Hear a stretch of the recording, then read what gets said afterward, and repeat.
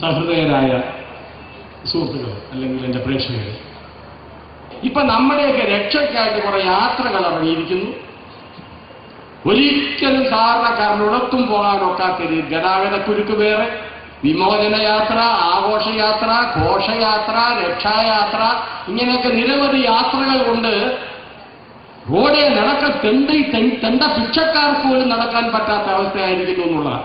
ഒരു തെങ്ങ് നശിക്കുന്നത് കാണുമ്പോൾ വിഷമിക്കുന്നവനാണ് ഞാനൊരു ബോട്ടണി സ്റ്റുഡൻ്റാണ്. ഞാൻ സസ്യശാസ്ത്രത്തിൽ ബിരുദമെടുത്ത ഒരു വ്യക്തിയാണ്. എനിക്ക് ചെടികളോടൊക്കെ പ്രത്യേക സ്നേഹമാണ്, ആദരവാണ്, ബഹുമാനമാണ്. പഴയ കാലത്ത് ഒരു മരത്തെ മുറിക്കുമ്പോൾ പൂജിക്കുമായിരുന്നു, വൃക്ഷപൂജ എന്നാണ് അതിന്റെ പേര്. അങ്ങ് മുറിച്ചു കഴിഞ്ഞാൽ ഉടനെ നിർബന്ധമായും രാജാവിന്റെ നിർദ്ദേശമാണ് ആ മുറിച്ച സ്ഥാനത്ത് മറ്റൊരു മരം നടണം എന്നുള്ളതാണ്. നട്ടില്ലെങ്കിൽ അതുമായിട്ട് ബന്ധപ്പെട്ട് എല്ലാവരുടെയും ശിരച്ഛേദം നടത്തി കളയുക എന്നുള്ളതാണ്. വളരെ ക്രൂരമാണെന്ന് ഇപ്പൊ തോന്നാം ആ ശിക്ഷ. അതുകൊണ്ട് കാടുകൾ പച്ചപിടിച്ച് നിൽക്കുള്ളൂ. ഒരു മരം മുറിച്ചു കഴിഞ്ഞാൽ മറ്റൊരു മരം നിർബന്ധമായി വെച്ചിരിക്കണം. അത് അലംഘനീയമായ നിയമമാണ്. നമുക്കിത് ചെയ്യാമെന്നുള്ളതേ ഉള്ളൂ. ഒരിക്കലും തെങ്ങ് ചതിക്കില്ല. പഴയകാലത്തെ കാരണന്മാർ തെങ്ങ് ഒരിക്കലും ചതിക്കുക. വളരെ ഗതികെട്ടവരെ അല്ലെങ്കിൽ വിധി അത്രത്തോളം ക്രൂരമായ വിധിക്ക് അടിമപ്പെട്ടവൻ മാത്രമേ ഉള്ളൂ ഈ പാമ്പ് കടിക്കുള്ളൂ, തലേ തേങ്ങ മേടിച്ചാകുള്ളൂ. അല്ലെങ്കിൽ തെങ്ങും തോപ്പുള്ള എല്ലാവരും തേങ്ങ മേടിച്ചാകണമല്ലോ. അതിനുശേഷം നോർത്ത് ഇന്ത്യൻ വിപ്ലവങ്ങളുടെ ഏറെ. തേങ്ങ ആരോഗ്യത്തിന് നല്ലതല്ല, തേങ്ങാപ്പാല് നല്ലതല്ല, വെളിച്ചെണ്ണ നല്ലതല്ല, ശുദ്ധാസംബന്ധമാണ്. നിങ്ങൾ ഏത് ഡോക്ടറോട് ചോദിച്ചു നോക്ക്. നമ്മുടെ മുൻ തലമുറ 80, 70, 90 വയസ്സ് 13 പിള്ളേരെ ഉണ്ടാക്കിയിട്ട് കരുത്തനായിട്ട് 90-ാം വയസ്സിൽ പറ്റിയൊരു കല്യാണവും കഴിക്കാം എന്ന് വെച്ച ആരോഗ്യമുള്ള വയസ്സന്മാർ തേങ്ങ എണ്ണ തേച്ച് തേച്ചും തേങ്ങ എണ്ണ കഴിച്ചും തന്നെയാണ് ഇവിടെ ജീവിച്ചത്. അതിനുശേഷം ഹെയർ ഓയിൽ ഉണ്ടാക്കാൻ വേണ്ടി വളരെ ചീപ്പായിട്ട് ഈ എണ്ണ ഇവിടുന്ന് അടിക്കാം എന്ന് മാറ്റി നോർത്ത് ഇന്ത്യൻ ലോബിയുടെ ശ്രമത്തിന്റെ ഫലമായാണ് ഈ വെളിച്ചെണ്ണ കഴിച്ചാലുള്ള പ്രശ്നമാണെന്ന് എല്ലാ ഡോക്ടർമാരോട് പറയിപ്പിച്ചത്. അപ്പൊ മുടിയിൽ തേക്കാനായിട്ട് നമ്മുടെ എണ്ണയും നമുക്കങ്ങ് താങ്ങാനായിട്ട് കടുകെണ്ണ ഇങ്ങോട്ട് തരാം, അല്ലെ പാമോയിൽ ഇങ്ങോട്ട് ഇറക്കാമെന്നുള്ളതാണ്. അതെങ്ങനെയോ നമ്മളൊന്നും അറിയുന്നില്ല, ഇനിയെങ്കിലും അറിയില്ല. ആരോഗ്യത്തിനൊരു പ്രശ്നമാണ്. പക്ഷെ തേങ്ങയെണ്ണ അതേക്കുള്ള പഴഞ്ചോറടിച്ചിട്ട് വീട്ടിൽ ഇരുന്നാൽ പോലെ ജോലി ചെയ്യണം.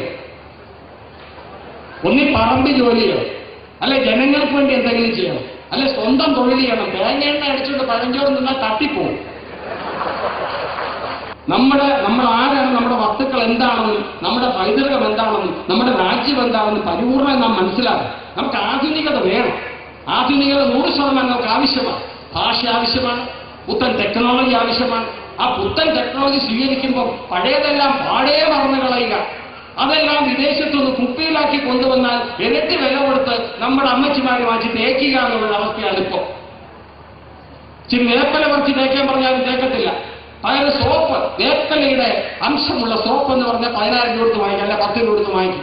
ഇന്നത്തെ ഫാഷൻ എത്തി നോക്കുന്നതിന് മുമ്പ് സ്ത്രീകളിലെല്ലാം വളരെ വ്യക്തമായി ശ്രദ്ധിച്ചിരുന്നു.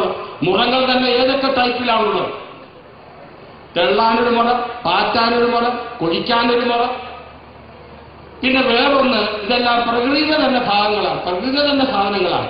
ഇത് മണ്ണിലേക്ക് ഇട്ട് കഴിഞ്ഞാൽ മനുഷ്യ ശരീരം ജീർണിക്കുന്നത് പോലെ മണ്ണിനോടൊപ്പം ജീർണിച്ചങ്ങ് ചേരും, പ്രകൃതിയുടെ ഭാഗമായിട്ട് മാറും. പഴയകാലത്ത് തിരുവളയെങ്കിലും ഒരു തിരുവള എന്നൊരു സാധനമുണ്ട്.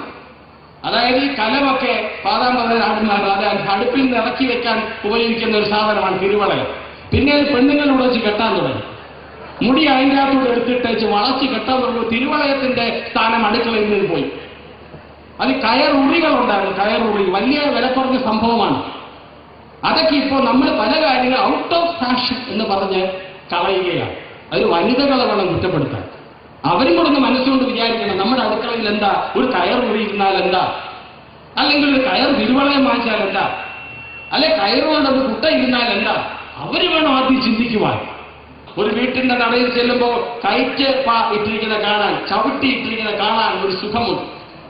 അത് കഴിഞ്ഞാൽ നമ്മുടെ അടുക്കളയിൽ എന്തെങ്കിലും ഒരു കയറുൽപ്പന്നം, ഒരു ഉറിയാകട്ടെ, ഒരു തിരുവളയമാകട്ടെ, ഒരു കുട്ടയാകട്ടെ, ഒരു മുറമാകട്ടെ, ഉള്ളതൊരു ഐശ്വര്യമാണ്. കൽപ്പവൃക്ഷമാണ് തെങ്ങ് എന്ന് പറയുന്നത്. പുരാണങ്ങളിൽ നോക്കിയാൽ കാണാൻ ഇത്രയും കൂടുതൽ ആദരവർഹിക്കുന്ന ഒരു വൃക്ഷം വേറെ ഇല്ല എന്നുള്ളതാണ്. ചാണക്യഗ്രന്ഥത്തിൽ ചാണക്യൻ പറഞ്ഞിട്ടുണ്ട്, എവിടെ കേരവൃക്ഷങ്ങൾ നശിക്കുന്നുവോ ആ രാജ്യം നശിക്കുന്നു എന്ന് വളരെ വ്യക്തമായിട്ട് അദ്ദേഹം പറഞ്ഞിട്ടുണ്ട്. ചാണക്യ സൂക്തങ്ങൾ വ്യക്തമായി പറഞ്ഞിട്ടുണ്ട്. കേരളത്തിന്റെ നാശം പശുക്കളുടെ നാശം ഒരു ദേശത്തിന്റെ നാശമാണെന്ന് അറിയുക എന്നുള്ളത് നൂറ്റാണ്ടുകൾക്ക് മുമ്പ്, 1000 വർഷങ്ങൾക്ക് മുമ്പ് ഒരു മഹാൻ പറഞ്ഞിട്ടുണ്ട് എന്നുള്ളത്. അതും ഭാരതത്തിൽ തന്നെയാണ്. അതുകൊണ്ട് തെങ്ങ് മുറിക്കുന്നത് അഫൻസാക്കി മാറ്റുകയും വേണം. ഒരു പക്ഷേ ഞാൻ ഭയക്കുന്നു നാളെ ഈ ഒരു അവസ്ഥ ഇവിടെ തുടരുന്ന പക്ഷം സിലോണിൽ നിന്നൊക്കെ അല്ലെങ്കിൽ മാലദ്വീപ്സിൽ നിന്നൊക്കെ നമുക്ക് നാളികേരം ഇറക്കുമതി ചെയ്യേണ്ടി വരും, അല്ലെങ്കിൽ തൊണ്ട ഇറക്കുമതി ചെയ്യേണ്ടി വരും. ഞാൻ മാലദ്വീപിലേക്ക് സന്ദർശിക്കാൻ പോയപ്പോഴത്തേക്ക് ഈ പറഞ്ഞ സാധാരണ നമ്മുടെ നാട്ടിൽ എന്റെ നാട്ടിലൊക്കെ കൊട്ടത്തേങ്ങ എന്ന് പറയും. അകത്തൊന്നും ഇല്ലാത്തത് എന്താ പറയുക, പേട്ട് തേങ്ങ എന്നോ അല്ലെങ്കിൽ കൊട്ടത്തേങ്ങ എന്നൊക്കെ പറയും. ഈ കൊട്ടത്തെ വലിയ തേങ്ങയുടെ തൊണ്ട് ഇങ്ങനെ മുഴുത്ത തേങ്ങ എടുത്തിട്ട് ആ തേങ്ങയുടെ പകുതി ഭാഗം ഒരു 1/4 പങ്ക് വെച്ച് മേളിൽ കട്ട് ചെയ്ത് കളഞ്ഞ ശേഷം അതിനകത്ത് നമ്മുടെ വെറുതെ എറിഞ്ഞു കളയുന്ന ബിയർ കുപ്പി ഇൻസർട്ട് ചെയ്ത് വെച്ചിട്ട് അതിനൊരു മൂടി ഉണ്ടാക്കി, കയറുകൊണ്ടൊരു കെട്ടൊക്കെ ഉണ്ടാക്കി, ഒരു കോർക്ക് കൊണ്ട് അടപ്പുണ്ടാക്കിയത് സായിപ്പനും മദാമയും 100, 200, 300, 500 കൊടുത്ത് വാങ്ങിച്ചുകൊണ്ടോ വേസ്റ്റായിട്ട് കളഞ്ഞ സാധനം.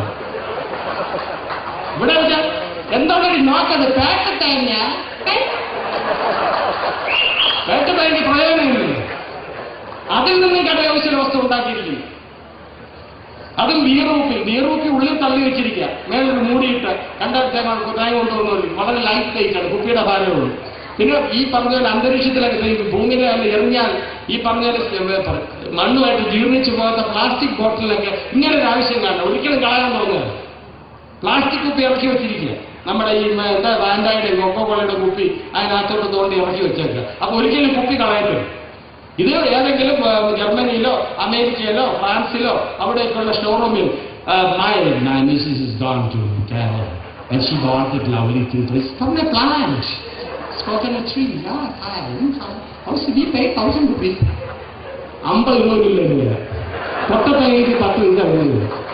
പിന്നെ വാർണിഷ് എന്നറിയിക്കുന്നു. പിന്നെ പലതരം കത്തികൾ കേരളത്തിലുണ്ടല്ലോ. മനുഷ്യന്റെ തല മുതൽ അവന്റെ കാല് മുതൽ വിരല് വരെ കൈപ്പത്തി വരെ വെട്ടിക്കളയാവുന്ന പലതരത്തിലുള്ള കത്തികൾ പല രീതിയിൽ ഉണ്ടാക്കിയിട്ടുണ്ട്. അതിന് പറ്റിയ കൊല്ലന്മാരും നമുക്കുണ്ട്, അത് ഉപയോഗിക്കേണ്ട ആളുകളും നമുക്കുണ്ട്. അതുകൊണ്ട് ഒറ്റ ചീമ്പിയാൽ വേറെ തേങ്ങയല്ല എന്ത് കയ്യിൽ. അതുകൊണ്ട് അതിനുള്ള ക്ലാസ് നമുക്കറിയാം. പിന്നെ വാർണിഷ്, മദ്യശാമം പഴയ കാലത്ത് നാരക മീൻ വെച്ച് അടിച്ചുകൊണ്ടൊരു സാധനമാണെന്ന് പറയും. തമിഴ്നാട്ടിലെ ഒരു സ്ത്രീ അവരുടെ ഭർത്താവ് കയറുമെന്ന് പറഞ്ഞു. അത്താണ് അവിടെ അത്താനെന്ന് വിളിക്കുന്നത് ഭർത്താവിനെ. അത്താണ് ഉടമ്പെല്ലാം പളവള തിളങ്ങുന്നേ. അതെ ദേഹം, ഉടമ്പ്. അയ്യോ ചേട്ടാ, നിങ്ങളുടെ ദേഹമെല്ലാം പളവള തിളങ്ങുന്നല്ലോ, എന്താ ധരിച്ചു? അത്ര ഉടമ്പെല്ലാം പളവള തിളങ്ങുന്നത് എനിക്ക് എന്നെ സാപ്പിട്ടെ വാർണിഷ്. കാരണം മദ്യനിരോധനം വന്നപ്പോൾ മനുഷ്യൻ എന്ത് ചെയ്തു?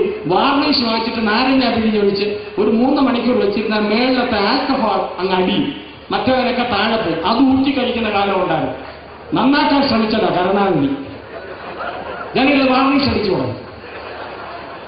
ഇവിടെ ജനങ്ങൾ സ്വയം നന്നാക്കിക്കൊള്ളും, ബോധവൽക്കരണം ചെയ്യാമെന്ന് മതിയെന്ന് തീരുമാനിച്ചപ്പം അടിയോടായി.